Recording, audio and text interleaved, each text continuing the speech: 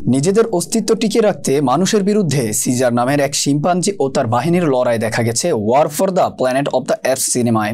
2017 সালে মুক্তি পাওয়া এই সিনেমার sequel kingdom of the planet of the apes আসছে দীর্ঘ 7 বছর পর। এটি প্ল্যানেট অব দ্য অ্যাপস ফ্র্যাঞ্চাইজির চতুর্থ সিনেমা। ওয়েসবলের পরিচালনায় সিনেমাটিতে অভিনয় করছেন Owen Teague, Freya Allan, Kevin Durand, Peter Macon, William H Macy প্রমুখ। শুক্রবার 10 মে বিশ্বব্যাপী মুক্তি পেয়েছে kingdom of the planet of the apes. একই দিনে বাংলাদেশের স্টার সিনেপ্লেক্সে মুক্তি পেয়েছে বৈজ্ঞানিক কল্পকাহিনী ভিত্তিক সিনেমাটি। এর আগে গত ফেব্রুয়ারিতে প্রকাশিত ট্রেলারে দেখা যায় সিজারের বিকট হুঙ্কার বিদীর্ণ করে দেয় জঙ্গলে বসবাস করা সাধারণ মানুষের হৃদয়। সেই আতঙ্কে ঘরবাড়ি ফেলে সবাই ছুটতে থাকে। এরপর শুরু হয় জঙ্গল থেকে শিম্পাঞ্জি তাড়ানোর মিশন।